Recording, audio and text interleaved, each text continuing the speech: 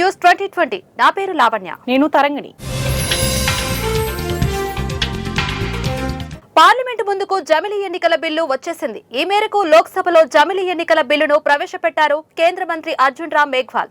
ఈ మేరకు 129 రాజ్యాంగ సవరణ బిల్లును ప్రవేశపెట్టింది కేంద్ర సర్కార్. ఈ జమిలీ ఎన్నికల బిల్లు ఆమోదానికి 361 మంది సభ్యుల మద్దతు అవసరం ఉంది. కానీ ఎన్డీఏకు 293 మంది ఎంపీల మద్దతు ఇప్పటికే ఉంది. అటు ఇండియా కూటమికి 235 మంది ఎంపీల మద్దతుంది. జమిలీ ఎన్నికలను వ్యతిరేకిస్తున్నాయి ప్రతిపక్షాలు. జమిలీ ఎన్నికల బిల్లుకు టీడీపీ మద్దతు ప్రకటించింది. లోక్సభలో కేంద్ర న్యాయశాఖ మంత్రి అర్జున్ రామ్ మేఘ్వాల్ ప్రవేశపెట్టిన జమిలీ ఎన్నికల బిల్లుకు టీడీపీ సంపూర్ణ మద్దతు తెలిపింది. బిల్లు ప్రవేశపెట్టడాన్ని స్వాగతిస్తున్నట్లు మంత్రి పెమ్మసాని చంద్రశేఖర్ తెలిపారు. మరోవైపు బిల్లును జాయింట్ పార్లమెంటరీ కమిటీకి పంపాలని డీఎంకే సూచించింది. పార్లమెంటు ముందుకు జమిలీ ఎన్నికల బిల్లు వచ్చేసింది. ఈ మేరకు లోక్సభలో జమిలీ ఎన్నికల బిల్లును ప్రవేశపెట్టారు కేంద్ర మంత్రి అర్జున్ రామ్ మేఘ్వాల్. దేశ ప్రజలందరూ ఆరోగ్యవంతులుగా ఉండాలని, పూర్తి ఆరోగ్యంపై అందరూ దృష్టి పెట్టాలని రాష్ట్రపతి సూచించారు. మంగళగిరి ఎయిమ్స్ తొలి స్నాతకోత్సవంలో రాష్ట్రపతి పాల్గొని ప్రసంగించారు. ప్రతిరోజు ఆరోగ్యకరమైన వాతావరణం ఉండేలా చూసుకోవాలన్నారు. యోగాసనాలు, ప్రాణాయామాలు చేయడం ఆరోగ్యంగా ఉండటానికి అవసరమన్నారు. సమయం, పరిస్థితులను బట్టి ప్రతి మనిషి జీవనశైలి ఉండాలని వెల్లడించారు. ఎయిమ్స్ మంగళగిరికి 10 ఎకరాలు ఇస్తామని ప్రకటించారు ఏపీ సీఎం చంద్రబాబు నాయుడు. రాష్ట్రపతి ముర్ము మంగళగిరి ఎయిమ్స్ పర్యటన నేపథ్యంలో సీఎం చంద్రబాబు మాట్లాడారు.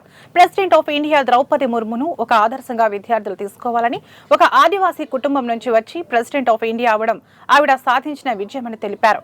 కష్టపడితే ఈ ప్రపంచంలో సాధించలేనిది లేదు అనడానికి ద్రౌపది ముర్ము జీవితం ఒక ఉదాహరణ అన్నారు. వైసీపీకి రాజీనామా చేసిన మాజీ డిప్యూటీ సీఎం ఆళ్లనాని రేపు టీడీపీలో చేరుతున్నారు.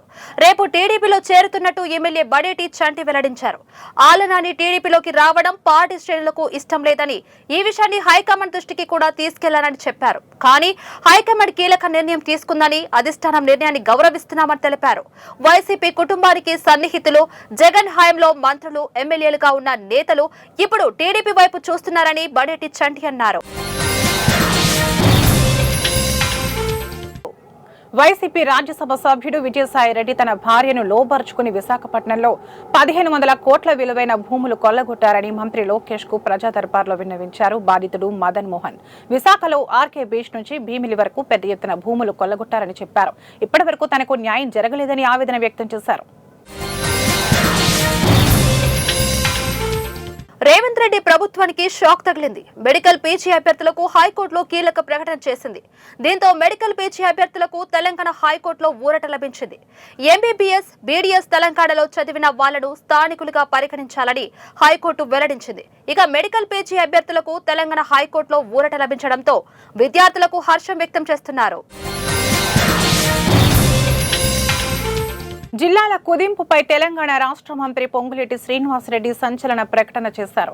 ఏ జిల్లాని తీసేయాలని, కానీ కొత్త జిల్లాలు ఇవ్వాలని ఈ ప్రభుత్వానికి లేదని క్లారిటీ ఇచ్చారు. తెలంగాణ రాష్ట్రంలో ఉన్న 33 జిల్లాలు, 621 మండలాలు, 76 రెవెన్యూ డివిజన్లు యథావిధిగా కొనసాగుతాయని వెల్లడించారు మంత్రి పొంగులేటి శ్రీనివాసరెడ్డి. ఎవరూ ఆందోళన చెందాల్సిన పని లేదని వివరించారు. తెలంగాణ అసెంబ్లీ సమావేశాల్లో భాగంగా రాష్ట్ర అప్పులు, రుణ పరిమితిపై డిప్యూటీ సీఎం మల్లు బట్టి విక్రమార్క మాట్లాడారు. ఈ సందర్భంగా గత బీఆర్ఎస్ ప్రభుత్వంపై ఘాటు విమర్శలు గుప్పించారు. 10 ఏళ్లు అధికారంలో ఉన్న బీఆర్ఎస్ ప్రభుత్వం మిగులు బడ్జెట్ ఉన్న రాష్ట్రాన్ని అప్పుల కుప్పగా మార్చేసిందని ఫైర్ అయ్యారు. పైగా చేసిన అప్పులను దాచేసి తిరిగి తమపైనే నిందలు వేస్తున్నారని ఆయన ఆగ్రహం వ్యక్తం చేశారు. భవిష్యత్తులో భట్టినే సీఎం కానున్నారని అసెంబ్లీలో హరీష్ రావు సంచలన వ్యాఖ్యలు చేశారు. భట్టి విక్రమార్క సీఎం కావాలని కోరుకుంటున్నామన్నారు హరీష్ రావు. భవిష్యత్తులో సీఎం అయితారేమో అని కూడా అసెంబ్లీలో హరీష్ రావు పేర్కొన్నారు. 7 లక్షల కోట్ల అప్పు అని కాంగ్రెస్ తప్పుడు ప్రచారం చేస్తుందని ఆగ్రహించారు. కాంగ్రెస్ పార్టీ ఒక్క ఏడాది పాలనలో చేసిన అప్పు 1,27,208 కోట్లు. ఇలానే కొనసాగితే 5 ఏళ్లలో అయ్యే అప్పు 6,36,040 కోట్లు అని వివరించారు హరీష్ రావు.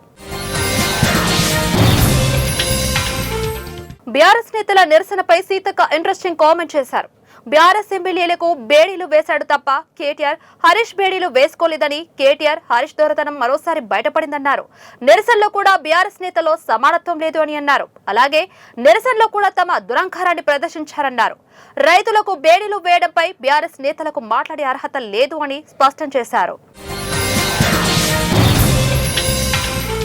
2014లో బీఆర్ఎస్ మూసి ప్రక్షాళన చేస్తామని, కాలుష్య రహితంగా మారుస్తామని ప్రకటించి 10 ఏళ్లు గడిచినా ఇచ్చిన హామీని నిలబెట్టుకోలేదని మంత్రి శ్రీధర్ బాబు విమర్శించారు. మూసి పునరుజ్జీవనం కార్యక్రమంతో బీఆర్ఎస్ ఎమ్మెల్సీ కవిత, రాజు, కాంగ్రెస్ ఎమ్మెల్సీ టి జీవన్ రెడ్డి అడిగిన ప్రశ్నలకు మంత్రి శ్రీధర్ బాబు సమాధానమిచ్చారు. మాజీ మంత్రి పేర్ని నానికి బిగ్ షాక్ తగిలింది. మాజీ మంత్రి పేర్ని నాని కుటుంబ సభ్యులపై లుకౌట్ నోటీసులు ఇష్యూ అయ్యాయి. రేషన్ బియ్యం గోదాంలో తగ్గడంపై కేసు నమోదు నేపథ్యంలో లుకౌట్ నోటీసులు జారీ అయ్యాయి. 2 దఫాలుగా 1.70 కోట్లు చెల్లించిన పేర్ని నాని ఈ నెల 13 కోటి 70 లక్షల డీడీలు అందజేశారు. ఇక అటు పేర్ని నాని భార్య జయసుధ పేరుతో గోదాంలు ఉన్నట్లు అధికారులు గుర్తించారు. ఏపీ కాంగ్రెస్ కార్యాలయంలో కాంగ్రెస్ అధ్యక్షురాలు వైఎస్ షర్మిలారెడ్డి 53వ జన్మదిన వేడుకలు ఘనంగా నిర్వహించారు. జిల్లా కాంగ్రెస్ అధ్యక్షులు రాజనాల రామ్మోహన్ రావు ఆధ్వర్యంలో కేక్ కట్ చేసి కార్యకర్తలకు పంచిపెట్టారు. ఈ సందర్భంగా రాజనాల రామ్మోహన్ రావు మాట్లాడుతూ దివంగత నేత వైఎస్ రాజశేఖర రెడ్డి కుమార్తె వైఎస్ షర్మిలారెడ్డి పుట్టినరోజు సందర్భంగా శుభాకాంక్షలు తెలిపారు. వైఎస్ షర్మిలారెడ్డిని ముఖ్యమంత్రిగా చేసుకునేందుకు ప్రతి ఒక్క కార్యకర్త ముందడుగు వేయాలన్నారు. పోలవరం ప్రాజెక్టు విషయంలో సీఎం చంద్రబాబు నాయుడు చెప్పేవన్నీ అబద్దాలేనని మాజీ జలవనరుల శాఖ మంత్రి అంబటి రాంబాబు విమర్శించారు. ఈ ప్రాజెక్టుపై చంద్రబాబుకు అవగాహన లేకపోవడం వల్లే నిర్మాణంలో తీవ్ర జాప్యం జరిగిందన్నారు. 2019కి ముందే 72% పనులు జరిగాయని చెప్పడం అబద్దమన్నారు. వైసీపీ ప్రభుత్వ హయాంలో lower coffer dam, upper coffer dam పనులు పూర్తి చేశామని గుర్తు చేశారు. బీఆర్ఎస్ పార్టీ పిలుపు మేరకు భద్రాద్రి కొత్తగూడెం జిల్లా కొత్తగూడెం బీఆర్ఎస్ పార్టీ మాజీ ఎమ్మెల్యే వనమ వెంకటేశ్వరరావు ఆధ్వర్యంలో అంబేద్కర్ విగ్రహం వద్ద నిరసన చేపట్టారు. లగచర్ల రైతులపై పెట్టిన అక్రమ కేసులు ఎత్తివేసి వారిని వెంటనే విడుదల చేయాలని డిమాండ్ చేశారు. ఇందులో భాగంగా అంబేద్కర్ విగ్రహానికి వినతిపత్రం అందజేశారు. అల్లు అర్జున్ నటించిన పుష్ప 2 ప్రీమియర్ షో సందర్భంగా జరిగిన తొక్కిసలాట కేసుకు సంబంధించి సంధ్య థియేటర్ యాజమాన్యం చుట్టూ ఉచ్చు బిగుసుకుంటున్నట్టుగా ఉంది. తాజాగా ఈ కేసులో మరో ట్విస్ట్ వెలుగులోకి వచ్చింది. ప్రీమియర్ షో సందర్భంగా నటీనటులు థియేటర్ కు వస్తున్న విషయాన్ని సంధ్య థియేటర్ యాజమాన్యం పోలీసులకు వినతి పత్రం ద్వారా తెలియజేస్తూ అనుమతి కోరింది. అయితే పోలీసులు ఈ విజ్ఞప్తిని తిరస్కరిస్తూ థియేటర్ యాజమాన్యానికి పంపిన లేఖ ఒకటి ఇప్పుడు సోషల్ మీడియాలో వైరల్ అవుతుంది. తెలంగాణలో అసెంబ్లీలో బీఆర్ఎస్ నాయకులు వినూత్న నిరసన చేపట్టారు. నల్ల చొక్కాలు, బేడీలు ధరించి అసెంబ్లీకి చేరుకున్నారు. అయితే ప్రతిపక్ష బీఆర్ఎస్ నాయకులు లగచర్ల రైతులకు బేడీలు వేసిన కాంగ్రెస్ ప్రభుత్వ వైఖరికి నిరసనగా అసెంబ్లీలో నిరసన చేపట్టారు. ఇదేమి రాజ్యం, ఇదేమి రాజ్యం, లాఠీ రాజ్యం, లూటీ రాజ్యం, రైతులకు బేడీల సిగ్గు సిగ్గు అంటూ పలు రకాల నినాదాలు చేస్తూ అసెంబ్లీలో ఆందోళన చేపట్టారు. ఏలూరు జిల్లాలో పట్టిసీమలో మంత్రి నాదెండ్ల మనోహర్ పర్యటించారు. పోలవరం మండలం పట్టిసీమ గ్రామంలోని ధాన్యం కల్లాలను రాష్ట్ర పౌర సరఫరాల శాఖ మంత్రి నాదెండ్ల మనోహర్ పరిశీలించారు. ఈ సందర్భంగా మంత్రి నాదెండ్ల మనోహర్ రైతులతో ముఖాముఖిగా సంభాషించారు. ధాన్యం కొనుగోలులో ఎటువంటి సమస్యలు ఉన్నా అధికారుల దృష్టికి తీసుకురావాలని తెలిపారు. తెలంగాణ రాష్ట్ర తొలి సీఎం కేసీఆర్ ఆధ్వర్యంలో గత 10 సంవత్సరాలుగా అన్ని మతాల ప్రత్యేక పండుగలకు బట్టలు పంపిణీ చేసిన ఘనత ఆయనకే దక్కుతుందని ఎమ్మెల్యే మాధవరం కృష్ణారావు అన్నారు. కుకట్పల్లి నియోజకవర్గంలో సెమీ క్రిస్మస్ వేడుకలో ఎమ్మెల్యే పాల్గొన్నారు. అనంతరం నియోజకవర్గంలోని పాస్టర్లకు ఎమ్మెల్యే సొంత నిధులతో బట్టలు పంపిణీ చేశారు. ప్రముఖ సినీ నటుడు మోహన్ బాబు కుటుంబ వివాదం సంచలనం రేకెత్తించిన సంగతి తెలిసిందే. ఈ వివాదం నేపథ్యంలో మోహన్ బాబు భార్య నిర్మల తొలిసారి స్పందించారు. ఇంట్లో విష్ణు గొడవ చేసినట్టు జరుగుతున్న ప్రచారంపై ఆమె స్పష్టతనిచ్చారు. ఈ విషయంపై పహాడీ షరీఫ్ పోలీస్ స్టేషన్ కు ఆమె లేఖ రాశారు. డిసెంబర్ 14న తన పుట్టినరోజు సందర్భంగా విష్ణు జల్పల్లిలోని ఇంటికి కేక్ కట్ తీసుకొచ్చి సెలబ్రేట్ చేశాడని లేఖలో ఆమె పేర్కొన్నారు. నంద్యాల డోన్ ఎమ్మెల్యే కోట్ల ప్రకాష్ రెడ్డికి స్వల్ప అస్వస్థతకు గురయ్యారు. ఊపిరితిత్తులో ఇన్ఫెక్షన్ కారణంగా అస్వస్థతకు గురైనట్లు సమాచారం అందుతోంది. కర్నూలులోని ఓ ప్రైవేట్ ఆసుపత్రిలో ప్రాథమిక చికిత్స అనంతరం నంద్యాల డోన్ ఎమ్మెల్యే కోట్ల ప్రకాష్ రెడ్డిని హైదరాబాద్ కు తరలించారు. ఎమ్మెల్యే కోట్ల ప్రకాష్ రెడ్డి ఆరోగ్య పరిస్థితి ఆందోళనకరంగా ఉండటంతో ఆయన అనుచరులు, ఫ్యాన్స్ ఆందోళన చెందుతున్నారు. అనకాపల్లి జిల్లాలో 2 గ్రామ పంచాయతీలకు రాష్ట్రపతి చేతుల మీదుగా జాతీయ పంచాయతీ అవార్డులు తీసుకోవడం చాలా సంతోషకర విషయమని జిల్లా కలెక్టర్ విజయకృష్ణన్ పేర్కొన్నారు. కలెక్టర్ కార్యాలయంలో నిర్వహించిన కార్యక్రమంలో అవార్డులు రావడానికి కృషి చేసిన సిబ్బంది, సర్పంచ్లను జిల్లా కలెక్టర్ అభినందించారు. అధికారులు, ప్రజాప్రతినిధులు మరింతగా కృషి చేస్తూ జిల్లాకు అనేక అవార్డులు సాధించాలని కలెక్టర్ ఆకాంక్షించారు. హైడ్రా కూల్చివేతలపై కమిషనర్ రంగనాథ్ కీలక వ్యాఖ్యలు చేశారు. జూలై తర్వాత చేపట్టిన అక్రమ నిర్మాణాలను కూల్చివేస్తామని ప్రకటించారు. హైడ్రా ఏర్పడక ముందు ఉన్న నిర్మాణాల జోలికి వెళ్లబోమని స్పష్టం చేశారు. గతంలో అనుమతులు తీసుకుని ఇప్పుడు నిర్మిస్తున్న వాటి వైపు వెళ్లమని, ఎలాంటి అనుమతులు లేకుండా నిర్మిస్తున్న వాటి కూల్చివేతలు తప్పదని హెచ్చరించారు. భువనగిరి జిల్లాలోని Telangana social welfare residential school హాస్టల్లో ఆకస్మిక తనిఖీ చేసిన జిల్లా కలెక్టర్ హనుమంతరావు కేర్ పై ఆగ్రహం వ్యక్తం చేశారు. మధ్యాహ్నపు భోజనంలో కొత్త మెనూ పాటించడం లేకపోవడంతో ఆయన ఫైర్ అయ్యారు. అనంతరం ప్రిన్సిపాల్ కి షోకాజ్ నోటీసులు జారీ చేస్తూ కేర్ రమేష్ ను సస్పెండ్ చేశారు. రానున్న వేసవి కాలంలో పెరగనున్న డిమాండ్కు తగ్గట్టు విద్యుత్ సరఫరా కోసం దక్షిణ తెలంగాణ విద్యుత్ పంపిణీ సంస్థ తగు చర్యలు చేపట్టింది. సంస్థ చైర్మన్ ముషారఫ్ ఫరూఖీ క్షేత్రస్థాయిలో పర్యటిస్తూ వేసవి సన్నాహక చర్యల్లో భాగంగా జరుగుతున్న పనులను తనిఖీ చేశారు. మేడ్చల్ పరిధిలో బౌరంపేటలో నిర్మితమవుతున్న 132 kV సబ్స్టేషన్ను, టవర్ నిర్మాణ పనులు తనిఖీ చేశారు.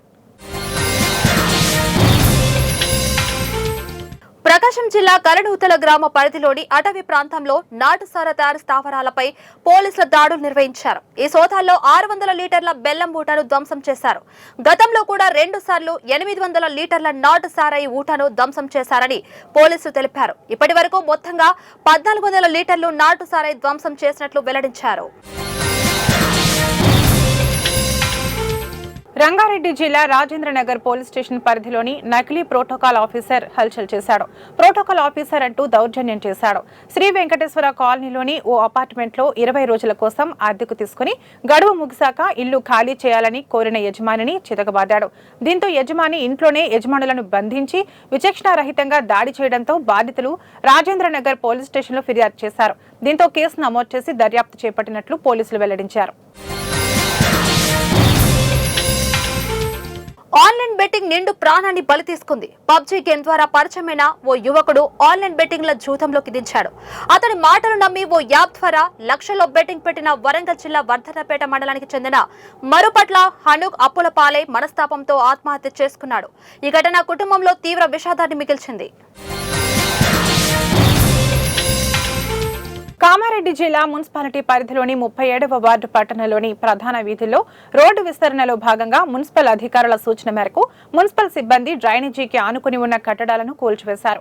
రాధాకృష్ణ లాడ్జ్ నుంచి జన్మభూమి రోడ్డు వరకు రోడ్డు విస్తరణ చేపట్టనున్న నేపథ్యంలో మున్సిపల్ సిబ్బంది ఆ దారిలో రోడ్డుకు ఇరువైపులా ఉన్న అక్రమ కట్టడాలను కూల్చివేశారు. హైదరాబాద్ గచ్చిబౌలి ఓఆర్ఆర్ పక్కన ఏర్పాటు చేసిన సైకిల్ ట్రాక్ ను అధికారులు తొలగించారు. భారత్ లో మొట్టమొదటి solar roof top cycle track గా గుర్తింపు పొందింది. గత ప్రభుత్వ హయాంలో 23 కిలోమీటర్ల మేర ప్రతిష్టాత్మకంగా సైకిల్ ట్రాక్ నిర్మించారు. కేసీఆర్ ఆనవాళ్ల తొలగింపు కార్యక్రమంలో భాగంగా తొలగిస్తున్నారంటూ నెటిజన్లు మండిపడుతున్నారు. తిరుపతి నగర శివార్లలో అనుమతి లేకుండా పబ్ ఏర్పాటు చేయడంపై వార్తలు వస్తున్నాయి. పబ్ కల్చర్ ఇంతవరకు మహానగరాలకే పరిమితమైంది. ఇదేమీ మంచి సంస్కృతి కాదన్న అభిప్రాయం ప్రతి ఒక్కరిలోనూ ఉంది. అలాంటిది కలియుగ దైవం శ్రీవారు కొలువైన తిరుమల పాదాల చెంత అనుమతి లేకుండా పబ్ ఏర్పాటు చేయడంపై సర్వత్రా విమర్శలు వెల్లువెత్తుతున్నాయి. అల్లూరు జిల్లా గూడెం కొత్త వీధి మండలం దారకొండలో కోడి పందేలు నిర్వహిస్తున్నట్లు ముందస్తు సమాచారం రావడంతో సీలేరు ఎస్ఐ రవీంద్ర తన సిబ్బందితో కోడి పందేలు స్థావరంపై దాడి చేశారు. కోడి పందాలు ఆడుతున్న 6 ముద్దాయిలను అరెస్ట్ చేసి వారి నుంచి 11,600 నగదుతో పాటు 8 కోడి పుంజులను స్వాధీనం చేసుకుని నిందితులను కోర్టుకు తరలించినట్లు ఎస్ఐ రవీంద్ర తెలిపారు. తిరుపతిలో బుల్డోజర్ను ఆర్టీసీ బస్సు ఢీకొంది. ప్రమాదంలో 20 నుంచి 30 మంది వరకు గాయాలయ్యాయి. నాయుడుపేట పూతలపట్టు రహదారిలోని తిరుపతి రూరల్ గొల్లపల్లి సమీపంలో ఈ ఘటన చోటు చేసుకుంది. ఈ ఘటనపై కేసు నమోదు చేసుకున్న పోలీసులు దర్యాప్తు చేస్తున్నారు. ఏలూరు జిల్లా ద్వారకా తిరుమల శ్రీ వెంకటేశ్వర స్వామి వారి ఆలయంలో ధనుర్మాసం సందర్భంగా బ్రహ్మోత్సవం అంగరంగ వైభవంగా కొనసాగుతుంది. ఈ ఉత్సవంలో భాగంగా గ్రామోత్సవం కూడా ఘనంగా నిర్వహించబడింది. అశ్వలక్ష్మి మరియు గజలక్ష్మి ఊరేగింపు నిర్వహించారు. ఈ ఊరేగింపులో భక్తులు పాల్గొని స్వామివారికి పూలు, పళ్ళు, హారతులు అర్పించి భక్తి శ్రద్ధలతో పూజలు చేశారు. మెదక్ కేంద్రంలో సీఎం కప్ ఫుట్బాల్ పోటీలు ప్రారంభమయ్యాయని జిల్లా యువజన క్రీడల శాఖ అధికారి నాగరాజు తెలిపారు. తెలంగాణ రాష్ట్ర పబ్లిక్ సర్వీస్ కమిషన్ పరీక్షలు నిర్వహిస్తున్నందున జూనియర్ కళాశాల మైదానంలో జిల్లా కలెక్టర్ ఆధ్వర్యంలో సీఎం కప్ క్రీడోత్సవాలను ప్రారంభించారు. ఈ పోటీలో 1500 మంది క్రీడాకారులు పాల్గొంటున్నారు. ఆగ్నేయ బంగాళాఖాతంలో ఉన్న ఉపరితల ఆవర్తనం ప్రభావంతో దక్షిణ బంగాళాఖాతం పరిసరాల్లో అల్పపీడనం ఏర్పడింది. దీనిపై సముద్ర మట్టానికి 3.1 కిలోమీటర్ల ఎత్తులో ఉపరితల ఆవర్తనం కొనసాగుతుంది. అల్పపీడనం పశ్చిమ దిశగా పయనించి రానున్న 2 రోజుల్లో తమిళనాడు తీరం దిశగా రానుందని ఐఎండీ అంచనా వేసింది. అల్పపీడనం పశ్చిమ దిశగా ఆ తర్వాత వాయువ్యంగా పయనించే క్రమంలో ఈ నెల 19వ తేదీకల్లో ఏపీలో మధ్య ఉత్తర కోస్తా దిశగా వచ్చే అవకాశం ఉందని వాతావరణ నిపుణులు తెలిపారు. అమెరికా తదుపరి అధ్యక్షుడు డొనాల్డ్ ట్రంప్ కు న్యూయార్క్ కోర్టు భారీ షాక్ ఇచ్చింది. హష్ మనీ కేసులో ఇప్పటికే ట్రంప్ ను దోషిగా తేల్చారు. ఈ కేసు నుంచి రక్షణ కోరుతూ ట్రంప్ దాఖలు చేసిన పిటిషన్ను కొట్టేసింది. అధ్యక్షులకు కేవలం అధికారిక చర్యలకు సంబంధించిన కేసుల్లోనే రక్షణ ఉంటుంది తప్ప ఇలాంటి కేసుల్లో కాదని స్పష్టం చేసింది. హష్ మనీ కేసును కొట్టేయలేమని జడ్జి జువాన్ మర్చంట్ తేల్చి చెప్పారు. జార్జియాలోని స్కే రిసార్ట్ లో 12 మంది సిబ్బంది చనిపోయారు.